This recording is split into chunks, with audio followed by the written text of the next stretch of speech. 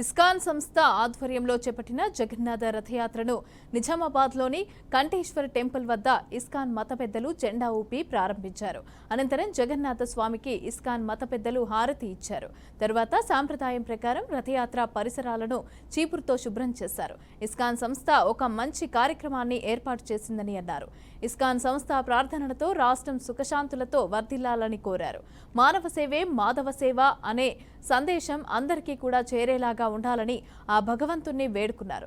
రథయాత్ర కంఠేశ్వర్ నుంచి అలాగే ఎన్టీఆర్ చౌరస్తా, railway station, bus stand, Gandhi Chowk, అలాగే పెద్ద బజార్, ఆర్ఆర్ చౌరస్తా, పూలంగ్ చౌరస్తా మీదుగా విజయలక్ష్మి గార్డెన్ కి చేరుకుంటుందని నిర్వాహకులు తెలిపారు.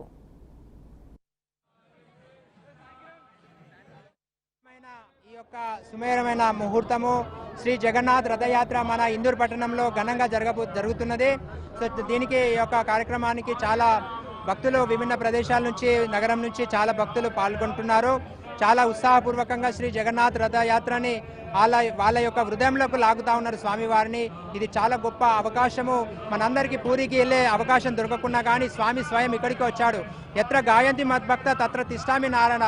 భగవంతుని యొక్క ప్రియ భక్తుల గురించి భగవంతుడు ఏదైనా చేయగలుగుతాడు. అందు గురించి మీరందరూ మన ఇందూరు పట్టణ వాసులందరికీ భగవంతుడి యొక్క కృపా కటాక్షం ఇవ్వడానికి స్వయం శ్రీ జగన్నాథ్పురి నుంచే స్వామి జగన్నాథ్ ఇక్కడికి వచ్చారు. మనందరికీ భగవంతుడి యొక్క కృప దొరుకుతుంది. సో ప్లీజ్ దయచేసి ఈ యొక్క గొప్ప మహత్పూర్వమైన ఈ యొక్క కార్యక్రమంలో పాల్గొని భగవంతుని యొక్క కృపా కటాక్షం ప్రాప్తి చేసుకోవాలని చెప్పి ప్రతి ఒక్కరికి మా యొక్క విన్నపము. చాలా అద్భుతమైన ఈ యొక్క సుమేరమైన ముహూర్తము శ్రీ జగన్నాథ్ రథయాత్ర.